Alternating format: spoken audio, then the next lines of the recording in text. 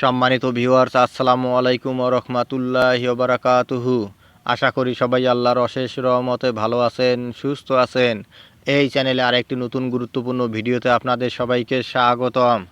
আজকে আলোচনা করব মহার্ঘ ভাতার কোপ পড়েছে উন্নয়নে। বিস্তারিত থাকছে ভিডিওতে।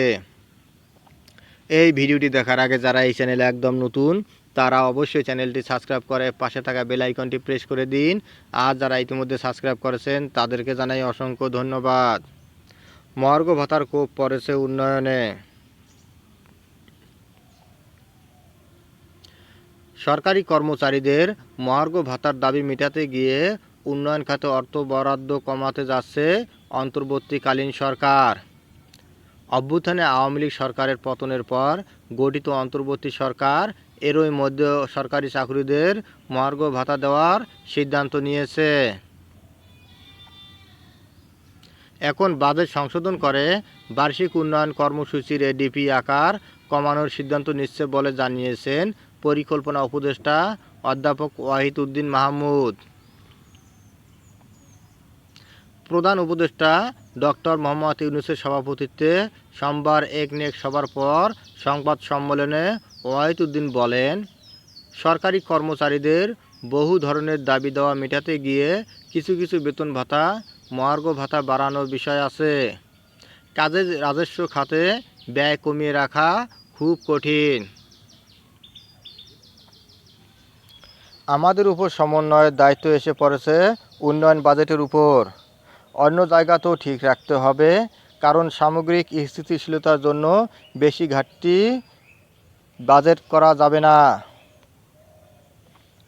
চলতি অর্থ বছরের বাজেট ঘোষণার এক মাস পরই ছাত্র জনতার অভ্যুত্থানে পতন ঘটে আওয়ামী লীগ সরকারের। এরপর গঠিত অন্তর্বর্তী সরকার নির্বাচন দিয়ে বিদায় নেবে। তবে সেজন্য তারা আরও অন্তত 1.5 বছর সময় নিতে চাইছে। ফলে পুরো অর্থ বছরেই এই সরকার যে ক্ষমতায় থাকছে তা অনুমান করা যায়। দেশে প্রায় 14 লাখ সরকারি কর্মচারীদের নতুন বেতন কাঠামো আসেনি প্রায় 1 দশক হলো। এই অবস্থায় অন্তর্বর্তী সরকার তাদের মহার্ঘ ভাতা দেওয়ার সিদ্ধান্ত নিয়ে একটি কমিটি গঠন করেছে। চলতি 2024-25 অর্থ বছরের বাজেটে সরকারি কর্মকর্তা কর্মচারীদের বেতন ভাতা বাবদ 81,580 কোটি টাকা বরাদ্দ রয়েছে। মহার্ঘ ভাতা কত শতাংশ হবে তা এখনও জানা যায়নি। তবে যদি 20% মহার্ঘ ভাতা ঘোষণা হয় তবে সরকারের অতিরিক্ত প্রায় 16,316 কোটি টাকা খরচ করতে হবে। আরও 30% মহার্ঘ ভাতা দিতে চাইলে অতিরিক্ত 24,474 কোটি টাকা প্রয়োজন হবে সরকারের। বাড়তি এই অর্থের সংস্থানের জন্যই এডিপি বরাদ্দ কমিয়ে সমন্বয় করতে চাইছে অন্তর্বর্তী সরকার। চলতি বাজেটে এডিপিতে 2,65,000 কোটি টাকা বরাদ্দ রাখা হয়েছে। প্রতি বছরই সংশোধিত বাজেটে এই বরাদ্দ কমাতে দেখা যায়। উপদেষ্টা ওয়াহিদ উদ্দিন বলেন, বাজেট সংশোধন সাধারণত মার্চ মাসে করা হলেও তারা তা এগিয়ে আনতে চান।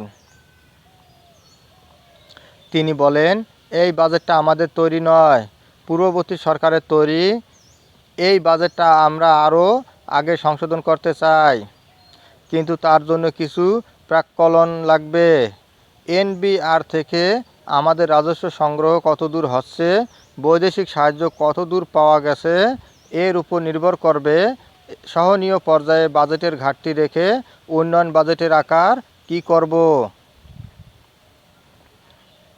উন্নয়ন খাতে বরাদ্দ কমালে তার নেতিবাচক প্রভাব প্রবৃদ্ধিতে পড়তে পারে বলে শঙ্কা থাকলেও অর্থনীতিবিদ ওয়াহিদ উদ্দিন তেমনটা মনে করেন না। তিনি বলেন, উন্নয়ন বাজেটের আকার ছোট থাকলেই যে এটা প্রবৃদ্ধিতে খুব ক্ষতি করে তা না।